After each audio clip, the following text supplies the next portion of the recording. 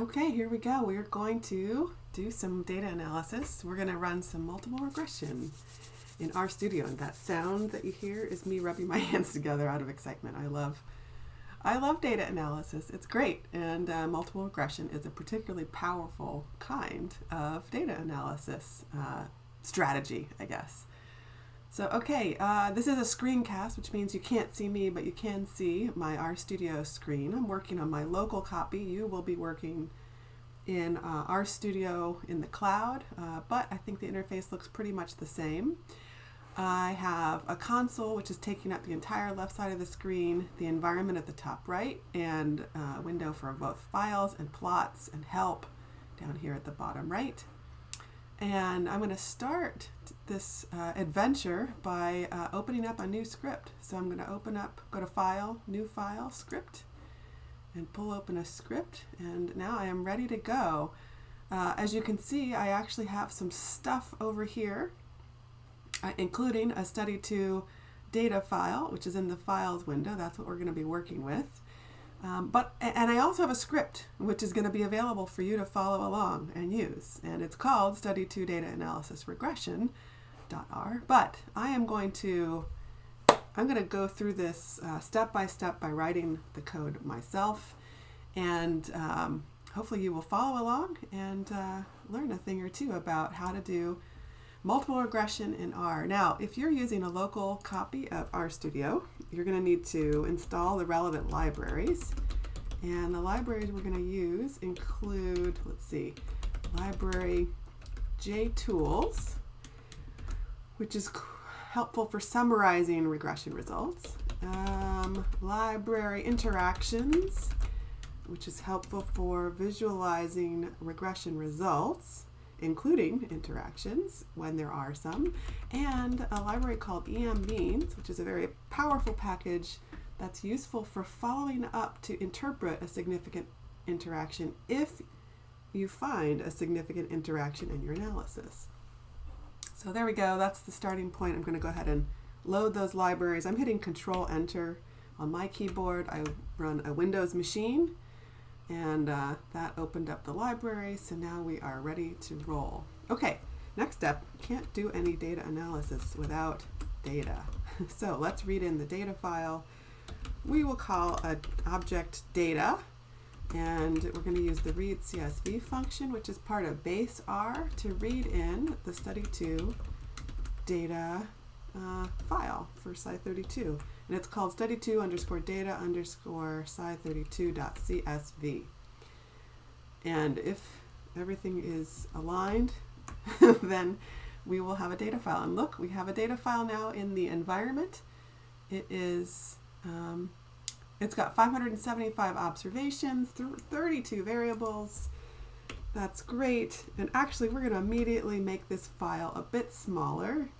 And the reason is we're going to go ahead and remove participants in the control group. And I know that sounds like blasphemy, and it somewhat feels like blasphemy to me too, believe me. However, we're going to try to keep things simple, given that Sparkman and Walton's 2017 original Experiment 1 only included the dynamic and the static norm conditions. That's what we're going to focus on in our efforts right here. So what that means is we need to add code that will remove participants in the control group. So what I'm doing here is creating a new version of our data object using a subset command to select only those rows for which the condition label is not equal to the string called control. And actually I'll pop open the data file just so you can see this. We have multiple rows, one row for every subject. We've got condition label here. This is the variable that's capturing the condition that participants were randomly assigned to, the norm condition specifically. So we're going to get rid of all the rows that say control here.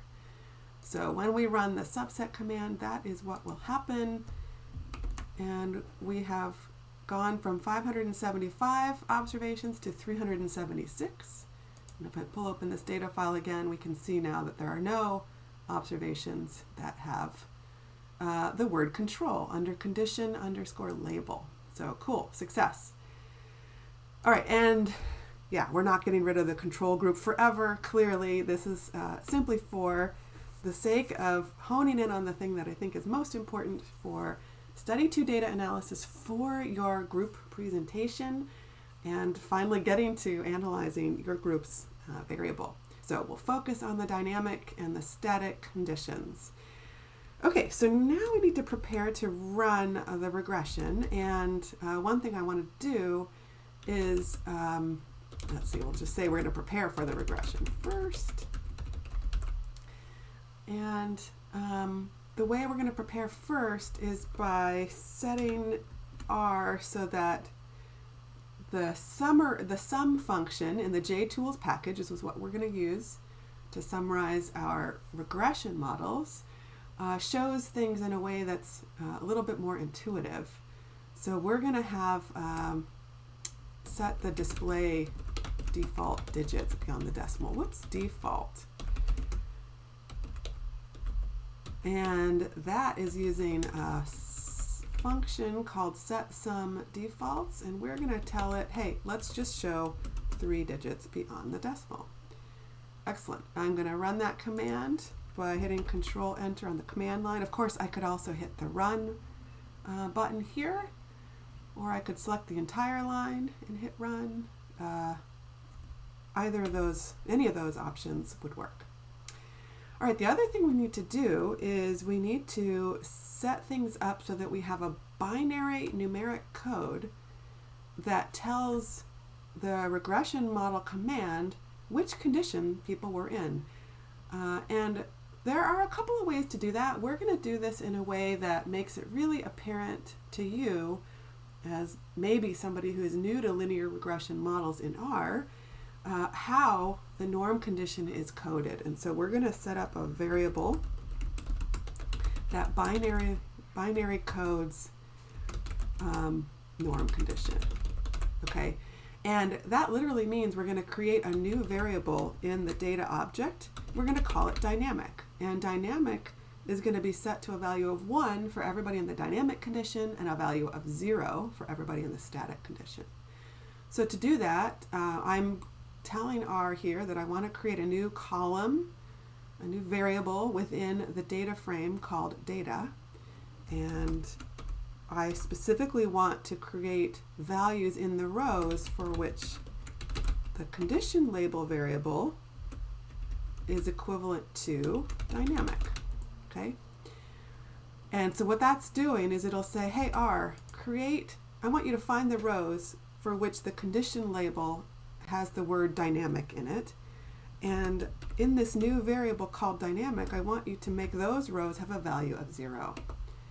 And I'm going to do the same thing, sort of, except this time we're going to find the rows that have the word static and create a value of 0 for this new variable dynamic for those rows with the word static. So if we were to run both of these commands, which I am just doing by hitting Control Enter, and then we open up the data file, it's always a good idea to take a look at what you've done, make sure it did what you expect. We now have a new variable called dynamic here. It's got all 1s and 0s, and looks like the first row shows a value of 1, which is dynamic, and the second row shows a value of 0, which is static. I'm going to scroll back over to the left all the way and confirm that, yeah, we got dynamic and then static. Excellent. Ooh, you know what? I'm also seeing that, oh yeah, never mind. That's right. Okay. This is starting with row number 2, which tripped me up for a moment, but that's because the first row originally was somebody who was in the control condition. So, okay, it's all good. Great, so that worked. We set up binary codes for norm condition. We set up the digits so that we show 3 digits beyond the decimal when we use the sum function in running the multiple regression. So we're nearly ready to go to run a multiple regression. And I'm going to actually go ahead and create a comment that says that. But before we actually run the regression, it's important to be sure we understand the variables of interest. And as you probably remember from analyzing the study 1 data, there is well, here, before I drag that in there is a code book for you to check out. I've already opened it up in a web browser. I'm going to drag it into the window for a moment, but you should open up the file called study2_codebook_sci32.html.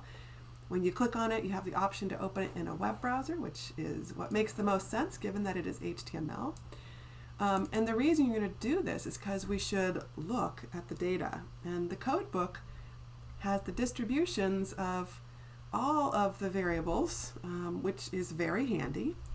And I'm going to focus on two things. First of all, let's look at the variable called interest meet. This is the key dependent variable, or otherwise known as our criterion variable.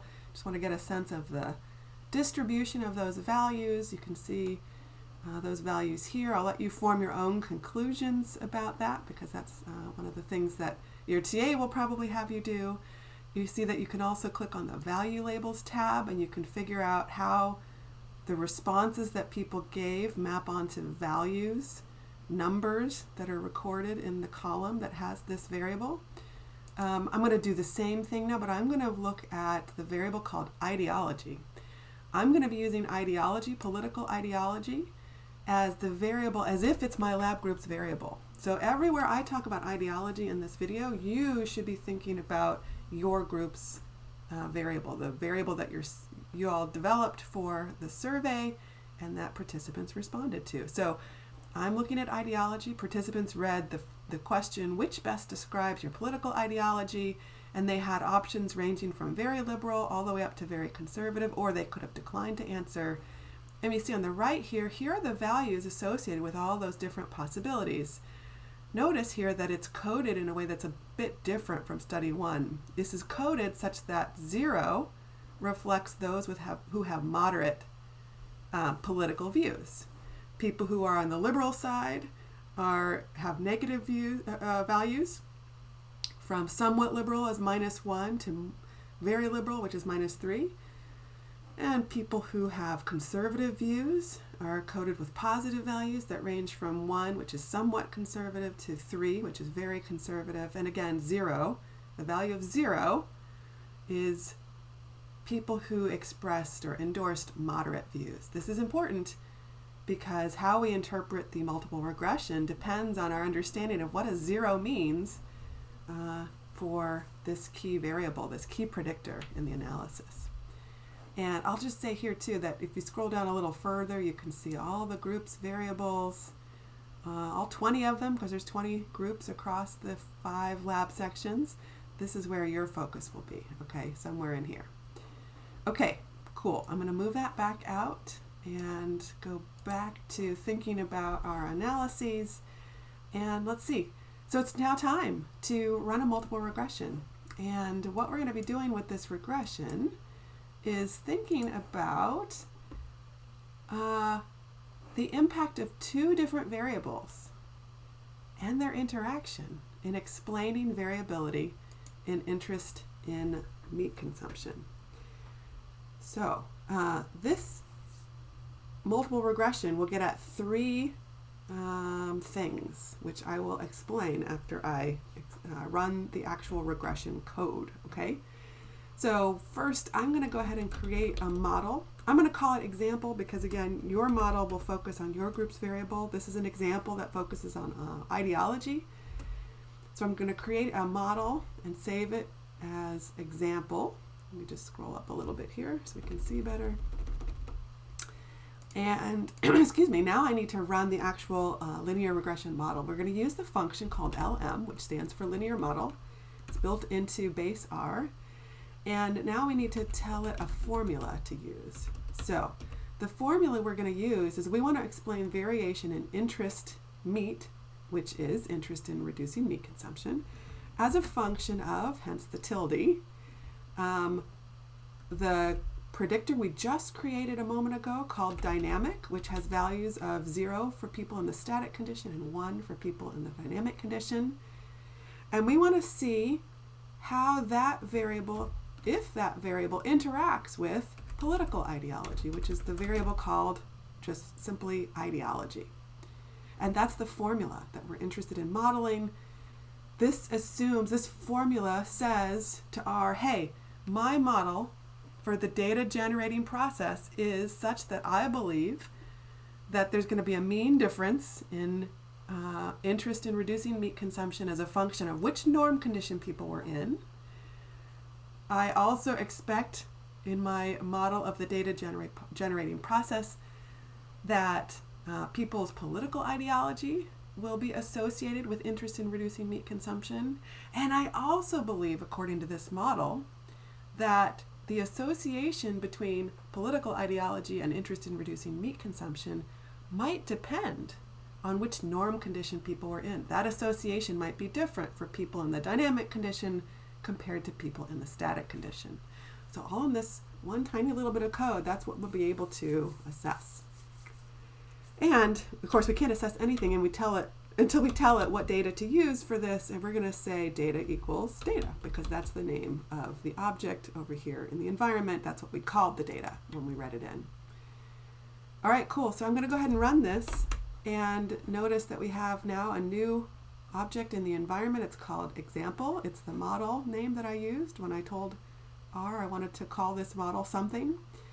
And so now we're going to go ahead and summarize that model. I'm going to summarize the example model using the sum function in JTools, and all I need to do is say SUMM and then in parentheses the name of the model, which is example. And what's very cool about this is, boom, when I run that, we'll get a nice summary down here in the console. And I'm going to, let's see, I'm going to move this up just a little bit so we can see everything that came out of the sum function in the console. It provides a bunch of information here. First of all, it tells us that we had 376 observations. It tells us what our dependent variable was, otherwise known as a criterion variable. It told us that we did linear regression with least squares estimation. That is neither here nor there. You don't need to worry too much about that. What you should worry about are the things shown here under model fit and in this table of estimates. Okay, so first of all, with respect to model fit, this F statistic here tells us to what extent all the predictors in the model, dynamic, ideology, and their interaction, explain variance in interest in reducing meat consumption. What is variance? It is deviations from the mean. That is how variance is described. In other words, how much can we explain why it is that not everybody that we studied has exactly the same score at the mean value? Some people have higher scores, some people have lower scores. Why is that? Well, we are expecting, of course, that our model can explain some of that variation. And what this F test tells us is that indeed we have explained a significant amount of the variation. It actually says P equals 0.000. It's not exactly 0. It's just a very, very small number. It's smaller than can be handled by only 3 digits beyond the decimal. So we would really say it's P less than 0.001 just to be on the safe side and not to assume that it's actually 0. But what that means is that we have explained a statistically significant amount of the variation in interest in reducing meat consumption. And we also can see here, based on this R² value, what proportion of that variation, that variance, have we explained. And it's about 10%. So cool. That means our model is doing something. And that's good news. The higher that you can get this R² value, that means the more you understand the dependent variable and the factors that explain why people score the way they do. All right, another thing that we can see in this table is, of course, the table of estimates. We see an estimate for the intercept, and we have estimates for the 3 different predictors that we are interested in evaluating here. Estimates, EST period, means estimate. It also is akin to, or it is the same as B values. These are B values. They are estimates. They are unstandardized estimates based on the linear model that we applied to the data. Now, for each one of these estimates, we also have a standard error which means that, of course, there's some uncertainty around these estimates in terms of what the population value is. This tells you some of the information about that uncertainty. We have a t-value, which, as you know, reflects the extent to which the systematic variability explained by that predictor overwhelms or does not overwhelm, or exceeds or does not exceed the unsystematic variability. The larger the number, the more systematic relative to unsystematic variability there is. And we also have p-values, which tell you the likelihood of finding a t-value as extreme or more extreme than the one we found in our sample, if in fact the null hypothesis were true. And of course we have an alpha typically of 0.05, so any p-values less than 0.05 would be considered statistically significant. Okay, now having said all that, I am going to zoom in a little bit on the console so that we can see that a little bit better and we can really think about these three things here. What are we learning from this? Okay, we're learning quite a bit. So we already know that we've explained about 10% of the variance in interest in reducing meat consumption. We've also learned what is the mean in the static condition at a value of 0 for political ideology. What, you say? How do we know this? Well, we know this because that's what the intercept actually tells us. 3.68, I guess, by rounding to 2 digits, reflects the mean in the static condition at a value of 0 for all other predictors in the model. And when we set ideology to a value of 0, which means people who are moderate in their political views, these two terms drop out, and all three of these terms drop out because people in the static condition have a value of 0. So that means we have a mean of 3.68 in the static condition. That is significantly different from 0, not surprisingly. That's what this p-value signals. But that's interesting, right? But we're not really here to know just what happened in the static condition. We want to know how does being in the dynamic condition differ from being in the static condition. That's one thing we can tell in this regression analysis. And what we conclude from that is that it differs by only about 0.06 units on that 7-point scale that we use to measure interest in reducing meat consumption. That's a pretty small difference. This value is negative here, which means that people in the dynamic condition scored about 0.06 units on that 7-point scale lower in interest in reducing meat consumption compared to people in the static condition. Now, that's a very small value. Not surprisingly then, the t-value is also pretty small, and the p-value is well above 0.05.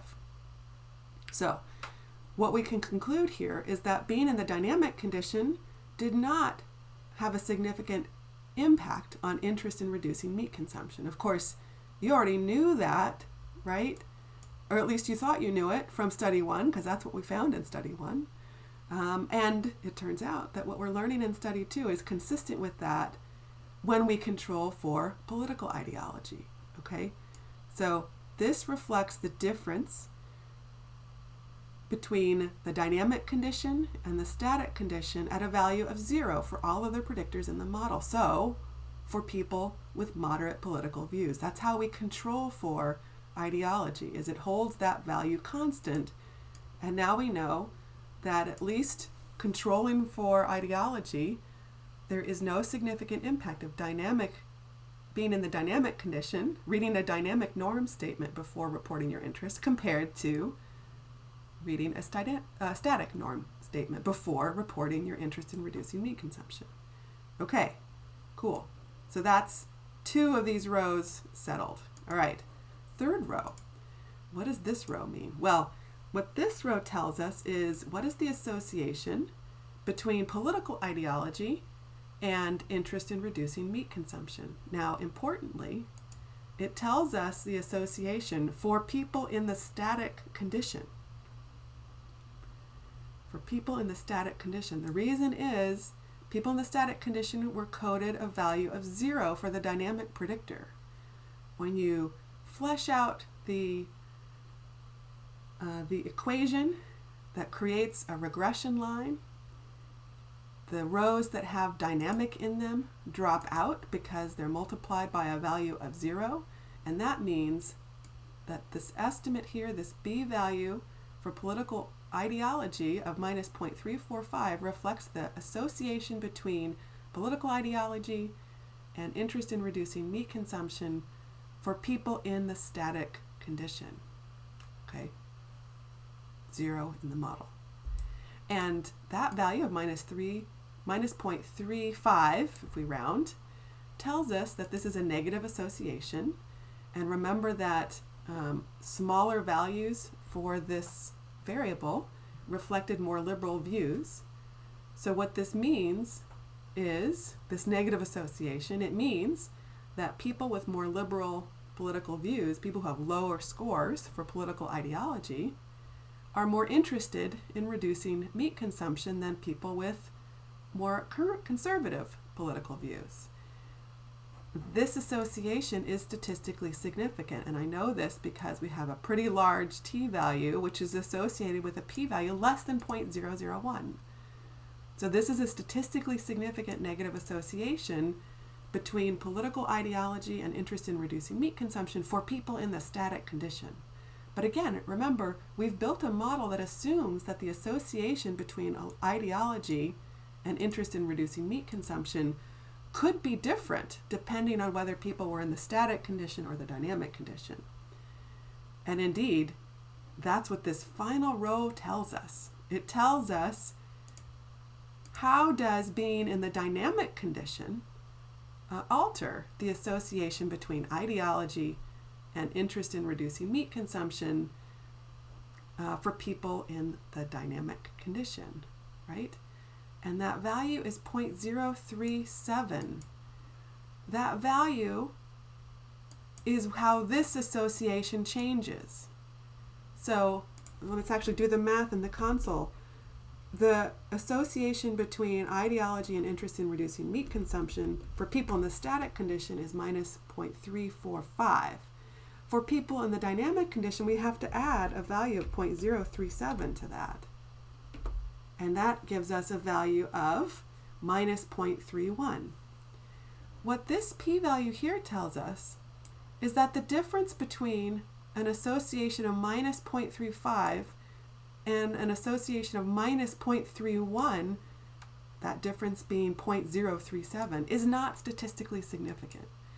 So that means that even though those two numbers look different, minus 0.35 and minus 0.31, that difference is not statistically significant, and so we would conclude that in fact there is no interaction between norm condition and political ideology in explaining interest in reducing meat consumption. So that's pretty cool, right? One last thing I want to show you is how do we go about visualizing this? This is all fine and good, but how do we go about visualizing it? And for this one, I am going to go ahead and cheat. And I'm going to copy a command from another window. Here, let's actually go back to the full screen view here. And let's go ahead and move this back down so we can see it. I want to visualize that association and how it differs or not as a function of norm conditions. So let's go ahead and visualize the results of this regression. And I'm going to use this code here, which I just said a moment ago I copied from another window. This code is available to you all. Will be available to you all in lab, and you're going to modify it for your group's variable. But of course, I'm focused on ideology as a predictor of interest in reducing meat consumption in the example model that we ran a moment ago and just thought about and worked through step by step.